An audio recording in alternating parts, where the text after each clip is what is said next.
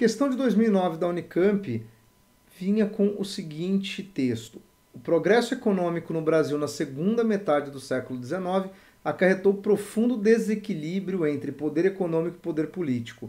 Na década de 1880, o sistema político concebido a partir de 1822 parecia pouco satisfatório aos setores novos. O Partido Republicano recrutou adeptos nesses grupos sociais insatisfeitos. Então, vamos lá. Duas características do sistema político brasileiro concebido em 1822. Bom, aqui basicamente é para você falar como era o sistema político do Brasil imperial. Então você tinha que considerar, primeiro, que o Brasil era uma monarquia constitucional e que essa monarquia constitucional previa, por exemplo, a existência do poder moderador. 4 poderes, sendo que o imperador de fato detinha grande autoridade, né? Aí a gente tem que pensar que o texto já diz da origem do Partido Republicano, então no item A você tinha que considerar um certo contraponto, né, à ideia do republicanismo. Então aqui seria uma monarquia constitucional e a questão dos 4 poderes. Também podia mencionar que a Constituição do Império considerava o catolicismo religião oficial, coisa que depois a República aboliu, né? A partir da República a gente tem um Estado, pelo menos no texto, que é laico, né? Outra coisa que a gente podia considerar é a questão do voto censitário no Império, em 1822, né?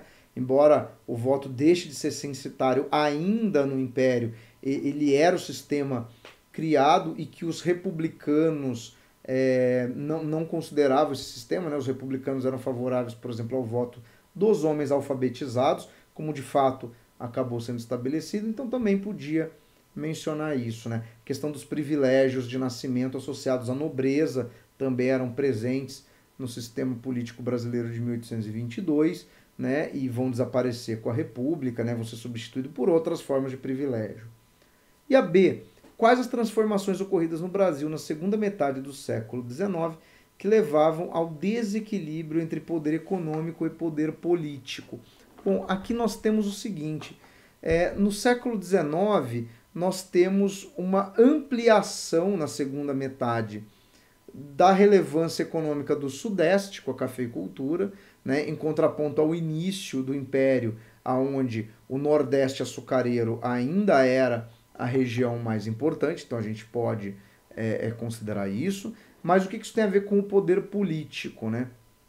Aqui tem a ver principalmente com a expansão da cafeicultura para o oeste paulista e o surgimento de uma nova elite econômica no país, né, descolada dos antigos centros de poder, né, que seria Salvador e o Rio de Janeiro. E aí essa nova elite, né, ligada principalmente às cidades do interior de São Paulo, passam a demandar poder político. Não à toa será a região mais privilegiada durante a República Oligárquica, né, durante ali a vigência do café com leite.